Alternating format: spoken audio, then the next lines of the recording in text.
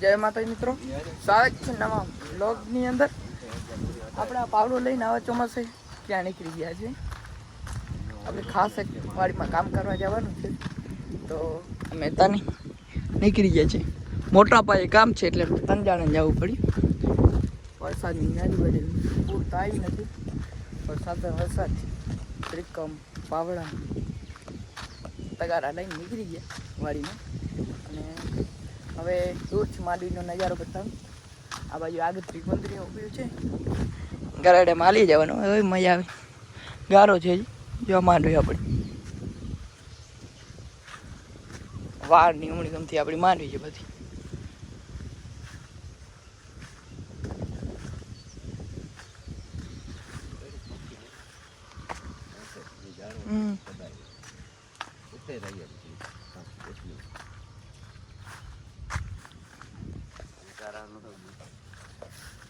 વધુ બિયારણ પડે એટલે ઘાટી. પાડી નંબર 2 આપણી ગડુની માંડવી, જે આપણે 19 જૂનનો વાવેલ છે. ઉગાવો માંડવીમાં રેડી છે, કંઈ નથી. જોઈ અહીંયા આપણે આ વાડીમાં આવીએ એટલે પક્ષીનો કિલકિલાટ બહુ થાય છે. બહુ સારો અવાજ આવે છે પક્ષીઓનો, બહુ મજા આવે જોવાની.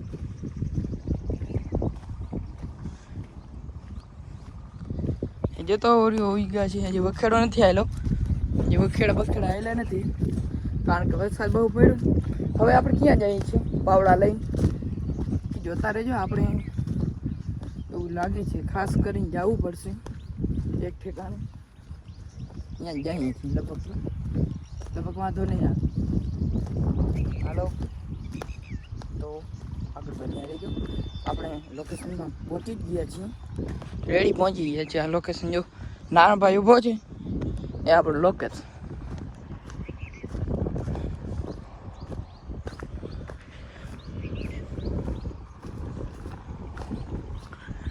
અહીંયા આપણે પાણીનો નિકાલ કરવા માટે કાઢીઓ બનાવવાનું છે. આ વાડી બધી આખી વાડીનો પાણીનો નિકાલ અહીંયાથી થાય છે, એટલે ધોઈ નાખે છે. એટલે આપણે પારાને ધોઈ છે એટલે કાઢીઓ બનાવી નાખે. જો આ માંડવીમાં આપણે આ વાડીમાં આપણે પહેલી વાર માંડવી આવી. આ કટકામાં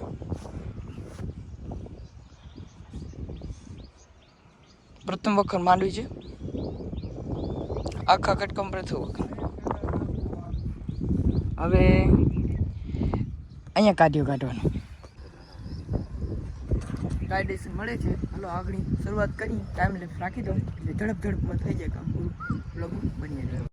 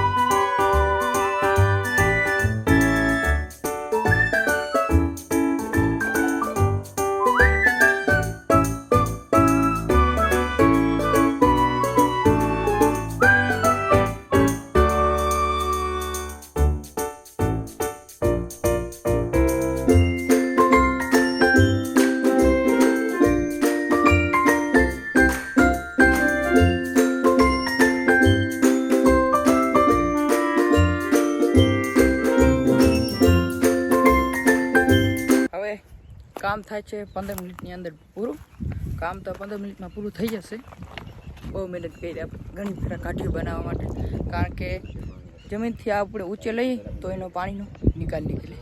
એના માટે આ કાઠીઓ બનાવ્યો છે, અને સ્પીડમાં પાણી નીકળી જાય, ધોવાણ કરે નહીં ટૂંકમાં જાગમાં. એના માટે કાઠીઓ બનાવ્યો, પાણી ટૂંકી જાય. હવે 1-2 થર મારે કામ કરી છે પૂરું.